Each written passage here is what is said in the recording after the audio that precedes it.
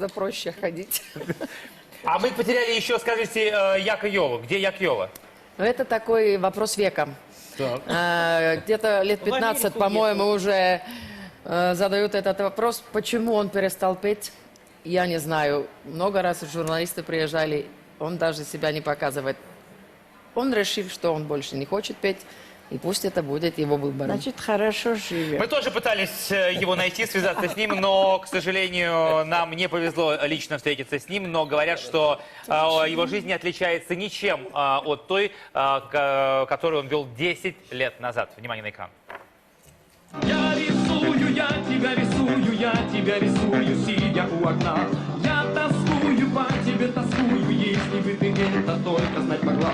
Я рисую, я тебя... В 80-е каждая вторая девушка Советского Союза в мечтах рисовала семейный портрет с Яком Йолой. Причем у русских красавиц были на то все основания. Из-за любви к Москве в родной Эстонии певца, мягко говоря, недолюбливали. У меня же кличка был. Дома в Эстонии у меня был кличка «Кремлевский соловей». Мне устроили, например, как это? Дисквалификация? Да, на целый год. И потом гораздо попозже узнал, что устроили это филармония и Министерство культуры Эстонии. В конце 80-х на пике популярности Як Йола сам уходит со сцены неожиданно не только для поклонников, но и своих близких. Говорю, но я не хочу, ну что я могу делать? Я не хочу. Если бы другие могли бы на его решение так влиять, он бы давно должен уже петь снова. Никого не получилось. Где-то вторая половина 80-х, это уже я не мог уже все. То есть, если бы я должен был продолжать так же, и у меня был бы только один выход. Петь такие же дурацкие, дешевые, пустые песни. Я этого не хотел. Все. Я ушел. От внимания журналистов и бывших коллег по эстраде эстонский соловей спрятался в лесной глуши. Там он построил себе дом и предпочитает заниматься собственным хозяйством. Если говорить о шоу-бизнесе, то, конечно, мы сейчас очень жесткой конкуренции. Рынок у нас маленький, все. То есть русского рынка для нас уже не существует. Все, мы смотрим в другую сторону. Должны смотреть. Ну а там нас тоже никто не ждет.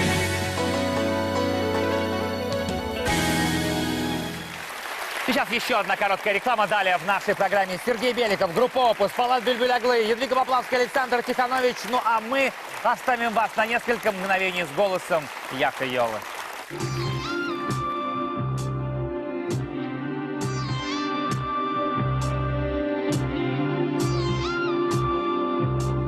Я пою в нашем городке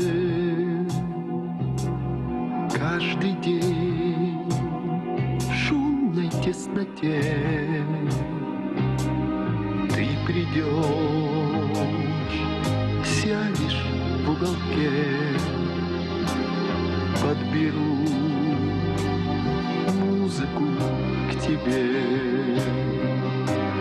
Подберу музыку глазам, подберу музыку к лицу, подберу музыку к словам, что тебе в жизни не скажу.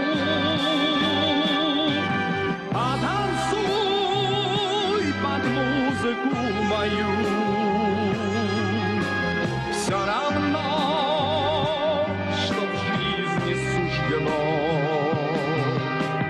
Под мою ты музыку танцуешь, все равно.